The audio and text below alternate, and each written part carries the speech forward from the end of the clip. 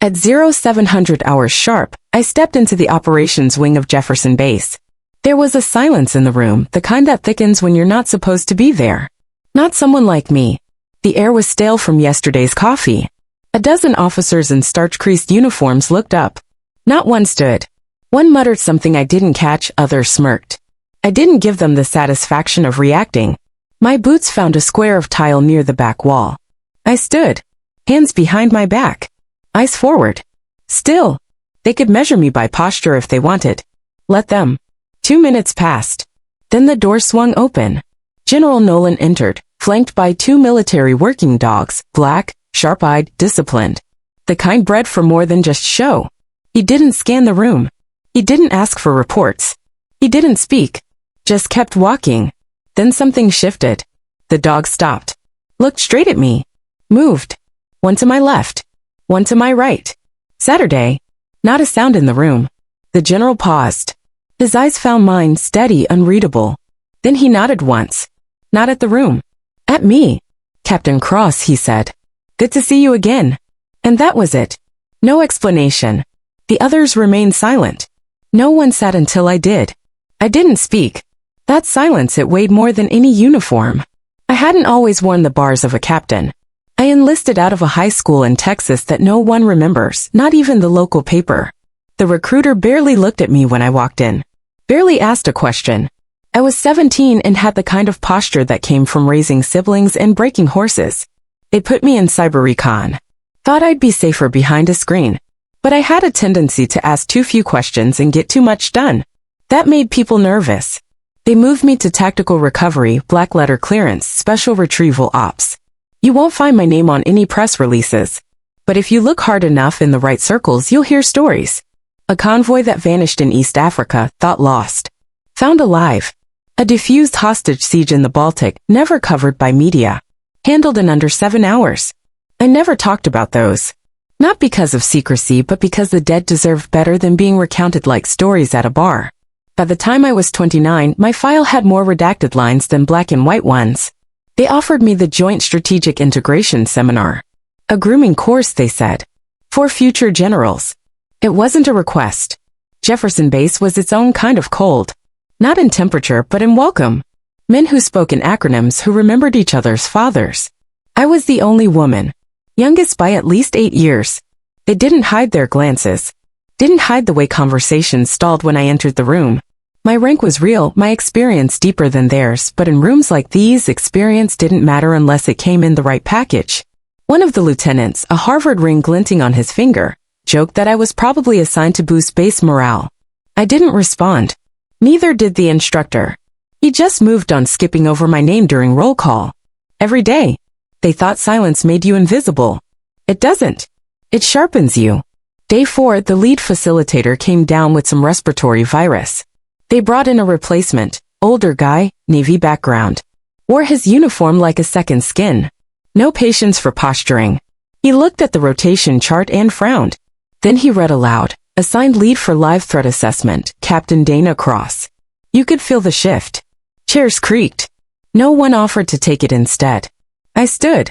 Walked to the board. No notes. I didn't need them. I outlined a destabilization response grid, real-world complexity. Air logistics, digital containment, communication blackout tiers. 3 escape vectors, each with dual redundancies. No one spoke. When I finished, the instructor just nodded. Any questions? There weren't. I sat back down. The silence had changed. Not comfortable anymore, but full of something else. Wait. The next morning came early. Dawn still rising. I returned to the operations wing. This time, no one said anything when I entered. They just looked. Waiting. Then the door opened again. General Nolan stepped in with his 2 dogs. Not parade animals, these were trained for protection, for psychological threat differentiation. One bark in the wrong direction could end a career. But they didn't bark. They walked straight to me. Saturday. Then Nolan stepped forward. Saluted. Captain Cross, he said again, quieter this time. Good to see you again. No one moved. The general didn't explain. He didn't need to. He turned and left. The dogs didn't. They stayed until I sat. And when I did, the rest followed. The rest of the day passed without words. But things had changed. A major I'd never spoken to nodded at me in the mess hall. A lieutenant adjusted his seat when I entered the planning bay. The instructor began calling my name first, not last. Whispers traveled fast. But the truth traveled quieter. That night, I overheard someone mention an unsanctioned exfil in 2021. NATO brass cornered, recovery deemed non-viable. But someone made a call. Someone improvised a retrieval. Got them out alive. I said nothing. They never confirmed names. But they updated the simulation materials the next week. Mine was added. The same pattern. The same logistics. Only now it had a name. They called it cross-protocol. No one said it to my face. But I saw the change. The way they stopped assuming. The way they watched, waited. Not to challenge, but to learn. Jefferson Base adjusted its orientation packets by the end of the month. Added a new clause, protocol on silent credentials. Another, on the ethics of premature assessment. No mention of me. Didn't need to be. Some things are understood better without explanation. I don't talk about the missions. Not because I can't, but because they live better in silence. Some stories rot when exposed to light, like wounds that fester when picked open. But that morning when the dog sat beside me without command, I remembered one. Not the medals. Not the briefings. Just one night, 21 months ago, deep outside Mogadishu. We'd been operating on whispers, intel came fragmented, and the extraction window was narrowing. 6 NATO advisors penned in an unfinished apartment block. Urban terrain, no air support. We had 90 minutes. I made a call that night. Split the team in half. Took the west flank alone, breaching through a service stairwell laced with tripwire. If I'd hesitated, they would have bled out. If I'd waited for protocol, we'd have needed body bags instead of evac. They didn't teach that part at Jefferson. They couldn't. You can't teach instinct. After that op, I didn't ask for recognition. The mission was buried. No record. Just a private debrief between Nolan and myself in a steel room with a single bulb and no recorders. That was the last time I saw him. Until the dogs found me. That week at Jefferson changed nothing about who I was, but everything about how they saw me. Which, in this line of work, is everything. Some of the other officers began showing up early to sessions I led, unassigned. Watching, taking notes. Not speaking. One afternoon, a Marine Colonel, Hartman, pulled me aside in the hallway. Didn't introduce himself. Just said, "You worked with 4th Recon in Djibouti, didn't you?" I didn't answer. He nodded as if that was answer enough. I lost a brother in that sector. Heard there was a captain who made sure it wasn't 10. He walked away. I didn't move for a long time. What do you say to that? The last few days of the seminar, something else shifted. Assignments were passed out. Final presentations scheduled. Mine was left blank.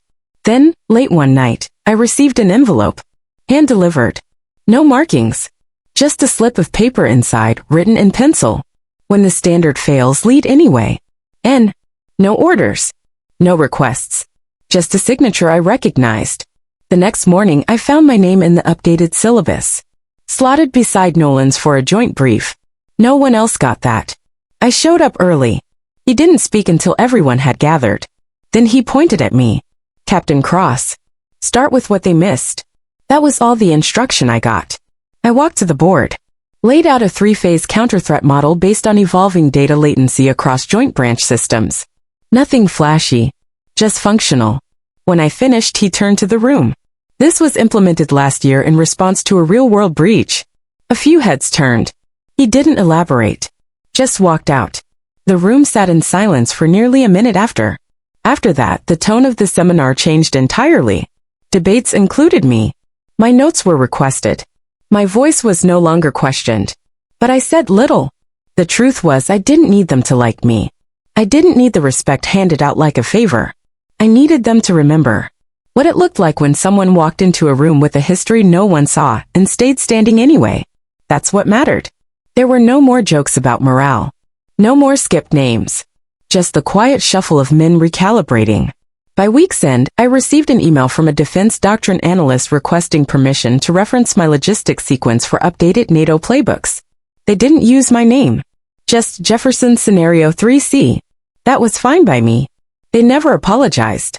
No quiet acknowledgments in the hallway. No sideways glances followed by words like respect or misjudged. That's not how things work in places built on rank and ritual. But by the end of that final week, the silence had changed. It wasn't the kind that tries to erase you anymore. It was the kind that listens. I was pulled into a side office on Thursday. A civilian liaison from the Office of Strategic Analysis sat waiting. No uniform. Just a plain suit in the stillness of someone trained not to blink unless necessary. He slid a folder across the desk toward me. My name was on it. Inside, a draft requisition request for indefinite reassignment to the Advanced Field Integrity Network. A quiet name for a quiet unit. No press. No insignias. They didn't say the word, but it was written all over the lines. They wanted me for operations that didn't officially exist. Consider it, he said. You'd be writing your own briefings. No chains. Just clarity. I asked one question. What's the chain of conscience? He looked up surprised. Excuse me. Who calls it back when it goes too far? His face didn't move. I closed the folder and pushed it back. I'm already doing what I was built to do. He didn't argue. Just nodded once. Before I left, he said, the dogs weren't trained to approach you. That stopped me. He leaned back, the silence thickening. They're behavioral recognition dogs. They were supposed to assess the room, pick the highest operational threat. They picked me. He didn't nod, didn't confirm. Just folded his hands and said, some kinds of danger don't announce themselves with weapons. I left without another word. That night, I walked the perimeter trail alone. Cold air, stars overhead like pinpricks through black velvet. The kind of night that used to make me feel like I had to be ready for something. Now I just felt still. There's a heaviness to being seen too late. Not because you need the validation, but because silence hardens, turns to armor. And by the time they recognize you, you've already learned how to stand without them. I remembered a boy I pulled from a collapsed tunnel in western Syria. He was 19, bleeding badly, ribs shattered. He couldn't speak, just mouthed something through the pain as I strapped his mask and lifted him out. Later, after the morphine kicked in, he told me what it was he'd been trying to say. He mouthed, don't leave me. I didn't. I never did. That was the difference. Some of us stay, even when no one sees us coming. At Friday's final briefing, they changed the seating arrangement. Alphabetical by default. But when I entered, my nameplate had already been moved to the front. Beside General Nolan, the facilitator began with a standard sign-off, thanking participants for demonstrated excellence in interbranch integration. The usual language, too smooth to mean much. Then General Nolan stood. He didn't raise his voice. He didn't give a speech. He just said, one of the best soldiers I've ever served with stood in this room all week while most of you didn't even see her. Silence. He let it sit. Some leadership can't be taught. It's earned in shadow. He looked at me but didn't smile. Just nodded. Then he walked out. The dogs followed. One of them glanced back at me before the door closed. I still hadn't spoken. Didn't need to. Later that day, I received a request to participate in a revised onboarding video for Jefferson Base's command development track. I declined, but I did ask to see the new packet materials. They'd included a section on silent credentials and a 2-page case study titled, The Cross-Event Ethics of Early Judgment in High-Clearance Environments. Still didn't mention my name. Still didn't need to. That weekend I packed my gear. No ceremony. Just a small duffel. The same one I carried out of Niger in 2020 after hauling a wounded French medic through 4 clicks of red sand. I passed the gate guard without fanfare. He handed me back my ID. I heard about what happened, he said. I looked at him. He shrugged. It's good to have someone like you here, ma'am. I nodded. Didn't speak. I'd learned that sometimes the greatest act of defiance isn't making noise. It's surviving long enough to be heard. I didn't stay on base that weekend. Instead, I drove out past Fallon Ridge, where the land rises in soft mounds before surrendering to mountains. There's a stretch of road where cell service fades and dust from passing trucks floats like ghosts in the sun. I parked by a weather station and just sat. No sounds but wind. No signals, no protocols. Just sky. I needed to remember why I started. Not the operations. Not the medals which sit unframed in a drawer I never open. I needed to remember what it felt like to do something that mattered when no one was watching. When no one would know. That's what this job became eventually. A long chain of acts carried out in silence. No audience. No closure. Just action. I was 19 when I first saw someone die. Not in combat. In a hallway outside a VA clinic in El Paso. He was sitting on a bench, still wearing boots, hands folded. I'd watched him for 5 minutes before I realized he wasn't asleep. The staff didn't come for hours. I remembered thinking, this is how a nation forgets people. So I made a rule. Every mission, every station, I'd find the one person most likely to be invisible, and I'd make sure they weren't. Not through words. Through presence. That rules kept me steady. Kept me human. Jefferson Base reminded me how easy it is to forget that rule when rank enters the room. The week after the seminar, I returned to normal rotations. Briefings. Systems testing. Policy reviews. But things had shifted. Doors opened faster. Faces turned when I passed. A young captain asked if he could shadow me for his strategic deployment block. I agreed. Quietly. He reminded me of myself in the early days. Too sharp. Too fast.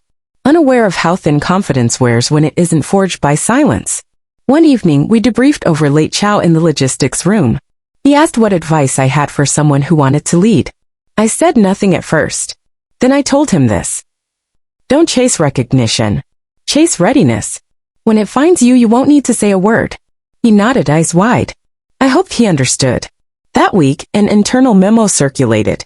A proposed revision of Jefferson's field leadership criteria. I skimmed it out of habit. There it was. Section 9C, Recognition of Non-Observable Leadership Indicators. Examples listed. Consistent threat de-escalation without verbal assertion. Recurrent behavioral trust cues in animal and AI assessment. High-performance outcomes under uncertain chain-of-command environments. I don't know who wrote it, but I saw myself in every line. They've been watching, listening, quietly rewriting the rules. One evening, I received a request from Fort Bragg's integration unit. They wanted consultation on designing shadow simulation drills for new recruits. Situations where leadership must emerge from the ranks without command hierarchy. They asked for my input. I sent back 4 pages of field notes and 2 lines of summary. Leadership isn't revealed when orders are followed. It's revealed when silence falls and someone steps forward anyway. I signed it, DC. They didn't respond for 2 days. When they did, they said they were naming the new drill cross-positioning protocol. I said nothing, but I kept the message. The base settled after that. The officers who'd looked past me now looked toward me. The instructor who'd skipped my name stopped me in the hallway. Said, I misread you. I nodded once. It was enough. I don't need apologies. I don't need the past explained. What I need is to know the system changed. That next time, when someone like me walks in quiet, unreadable, they're given the room to speak before the room decides who they are. We don't always get that. But we should. Because strength doesn't come wrapped in certainty. It comes in silence, carried forward by those too tired to prove anything and too steady to stop trying. That's what they saw finally. That's what the dogs saw first. They weren't looking for threat. They were looking for steadiness. They found me. And in that moment, the base remembered something I had never forgotten. Sometimes it's not the ones who speak loudest who lead. It's the ones who stand when no one else will. I didn't return to Jefferson Base after the new rotation cycle ended. They reassigned me to Task Subsection 12, a digital misdirection for a command track unit buried 3 levels beneath the known hierarchy. Most days, I operated from a secure node in Arlington, 3 miles from the Pentagon but invisible on every map that mattered. I wore plain clothes now. Carried a badge that didn't carry my name. Most of my team never saw my face more than twice. That was by design. But every few months I'd receive packets, coded blurbs from bases I passed through. One stood out. Cross-protocol implemented in Qatar training series. Behavioral leadership thresholds improved by 26%. Student report tagged instinctive alignment. There was no signature. No flourish. Just a system quietly adjusting to people like me. And yet I didn't stay long. I moved where I was needed, not where I was seen. There were nights when the silence settled too thickly, when the absence of recognition felt less like peace and more like being erased. But those passed. Mostly. One winter morning, I received a request from General Nolan's office. Not a summons, just coordinates. A field base in Utah. Windburned and tucked into canyon shadows. No formal event. Just a review session for a new group of deployment analysts. I flew out the next morning. When I arrived, the gate officer saluted without being told. That meant someone had briefed the chain. Inside the command tent, Nolan stood alone beside a metal table strewn with mission layouts. No aids. No introductions. He said, "They've started asking about things they don't have language for. I told them to speak to you." I nodded. "You're still letting the dogs pick their own people?" He smirked. "Better than half the joint panel." Then he reached beneath the table and slid me a thin folder. 1 page. No ink. Just an etched symbol at the top, a coded insignia used only for black letter authorizations. Underneath it read, "Requesting non-rank operational presence. Primary consultant. Cross, Dana." That was it. He tapped the corner of the file. "You still good at doing things without being seen?" I didn't answer. I didn't need to. That day, I briefed 10 officers all in silence. No slides. No projector. Just a dry whiteboard and a red marker. I laid out a hostage scenario in 12 minutes, down to air drift, noise shadows, and comms bleed. They didn't ask how I knew what I knew. They just listened. And afterward, one of them stood up, a lieutenant, sharp-edged, sharp-eyed. He said, "Ma'am, I didn't know what quiet authority looked like until today." It was awkward. Sincere. Maybe the first real thing he'd said in months. I didn't smile. But I nodded once. "Authority isn't always loud," I said. "Sometimes it's just the person who doesn't need to speak to be heard." The next day, I left before first light. As I walked toward the landing pad, the same 2 dogs were waiting. They'd grown older. Grayer around the muzzle. But when they saw me, they moved. 1 on each side. Sitting. They didn't bark. They didn't move again until I stepped forward. Then they followed. When I boarded the chopper, I looked back. Nolan stood beneath the tower. He raised a hand. Not a salute. Just a gesture of recognition. And I raised mine back. No words. That was our language. I never returned to Jefferson. But my name stayed there in scripts and modules in silence. The quiet kind of legacy. Not carved in stone, but in protocol. On my last field rotation, I found myself stationed alongside a new recruit, barely out of training, full of theory, full of doubt. He didn't know who I was. Just called me Captain. One night, after a rough extract from a collapsed checkpoint, we sat on the edge of the outpost watching the wind kick sand into blurred lines. He said, "Ma'am, how do you know when you're doing it right? When the job's actually making a difference?" I looked out at the dark. Then said, "When someone safer than you is standing in a place they couldn't have reached without you." He thought about that for a long time. Didn't say anything else. Next morning, I found a folded note tucked into my comms vest. No name. Just 1 line. "Thank you for standing when you didn't have to." I still carry that note. Because metals rust. Files fade. But moments like that, they stay. Quiet. Steady. Like the boots of a soldier who never needed anyone to see her walk in, only to know she'd already been there. I never told anyone what General Nolan said after that first salute. Never told them what the dogs recognized. Never explained what I did in 2021 or why the simulation I ran matched a real-world failure that never made headlines because it didn't end in one. I didn't need to. Because quiet strength leaves its own mark, etched not in ceremony, but in the things that change without needing to announce why. At Jefferson Base, no plaque bears my name. But the new recruits are told something different now. They're taught that not every leader walks in loudly. That sometimes the highest caliber presence comes without brass or fanfare. That silence doesn't mean absence. And sometimes when a door opens and no one offers you a seat, you stand still. Until trained eyes recognize what others never thought to see. I never asked for the dogs. But they found me. Just like General Nolan did. Just like truth does eventually. Not with noise, but with quiet certainty. Strength doesn't wear rank on its sleeve. Sometimes it reveals itself only when silence ends and someone finally sees who's been standing all along.